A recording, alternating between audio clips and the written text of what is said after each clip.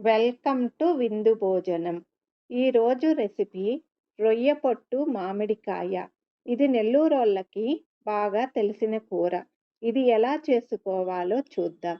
మీ పులుపుకు తగ్గట్టు కొంచెం చింతపండును నీళ్ళలో నానబెట్టుకోండి. కొంచెమే ఎందుకంటే మామిడికాయ, టమాటాలు పులుపు ఉంటాయి. ఇప్పుడు రొయ్య పొట్టును తీసుకోండి. దాంట్లో గవ్వలు, చెత్త అన్నీ ఉంటాయి. వీటిని సపరేట్ చేసుకోండి.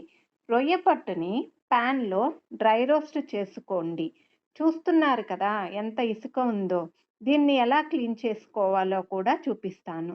చిల్లుల గిన్నె తీసుకొని దాంట్లో రొయ్య పట్టు వేసుకొని 4, 5 సార్లు నీళ్లు వేసుకుంటూ చేత్తో రబ్ చేస్తూ క్లీన్ చేసుకోండి. క్లీన్ అయిందో లేదో చూసుకోవాలంటే వేరే గిన్నెలో నీళ్లు తీసుకొని రొయ్య పట్టు వేసుకుంటే అడుగున ఇసుక ఉందో లేదో తెలుస్తుంది. ఇక్కడ ఇసుక కనిపిస్తుంది.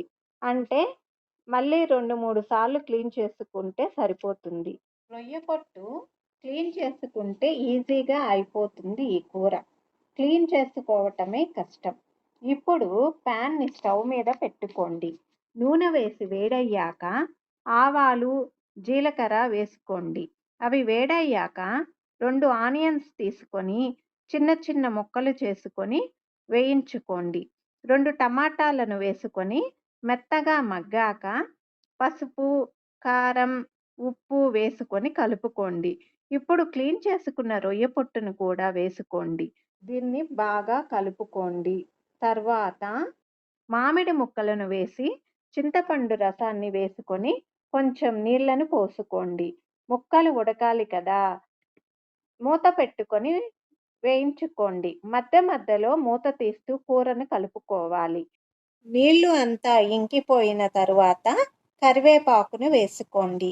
కూరను వేరే గిన్నెలోనికి తీసుకోండి. అంతే, టేస్టీ రొయ్య పొట్టు మామిడికాయ కూర రెడీ అవుతుంది. మీరు కూడా ట్రై చేయండి. నాకు కామెంట్ చేయండి.